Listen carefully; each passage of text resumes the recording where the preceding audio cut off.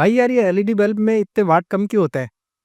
चलिए इसको समझते हैं। तो सबसे पहले ये देखना होगा जो एलईडी बल्ब और जो पुराने बल्ब आते थे इनकैंडेसेंट बल्ब, उनका जो डिज़ाइन और टेक्नोलॉजी का अंतर होता है।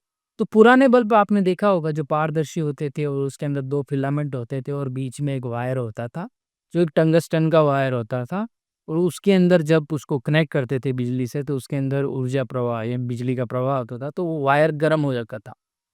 और वो इतना गर्म हो जाता था, लगभग उसका टेम्परेचर पहुँच जाता है 2500 से लेके 3000 डिग्री सेल्सियस तक। जब वो गर्म होता था तो उसके अंदर से गर्मी निकलती थी और गर्मी के साथ में प्रकाश भी निकलता था।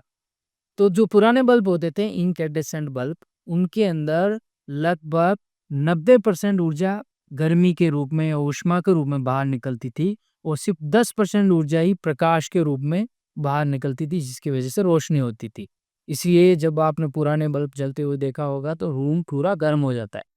तो अब बात करते हैं एलईडी की। तो एलईडी के अंदर एक नई टेक्नोलॉजी यूज़ होती है जिसको बोलते हैं लाइट एमिटिंग डायोड।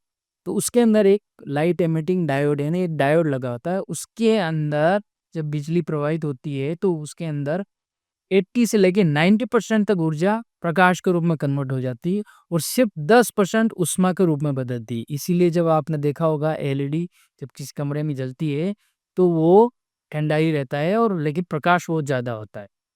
तो आप समझते हैं कि एलईडी के ऊपर इतने कम वाट कैसे होते हैं जबकि रोशनी उतनी ही होती है। तो मान लीजिए मेरे पास एक 10 वाट एलईडी बल्ब है ये, तो ये लगभग उतनी ही रोशनी देता है जितना एक 100 वाट का पुराना इनकैंडेसेंट बल्ब देता है।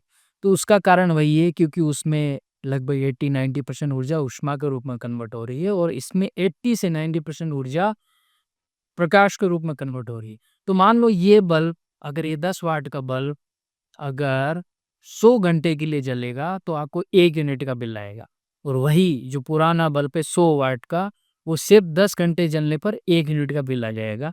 तो इससे आप समझ सकते हैं कि कितना ज़्यादा ये वाला बल्ब एफ़िशिएंट है, जो कि एक नया डिज़ाइन है। तो अगर ये वीडियो आपको अच्छा लगा हो तो चैनल को सब्सक्राइब करें।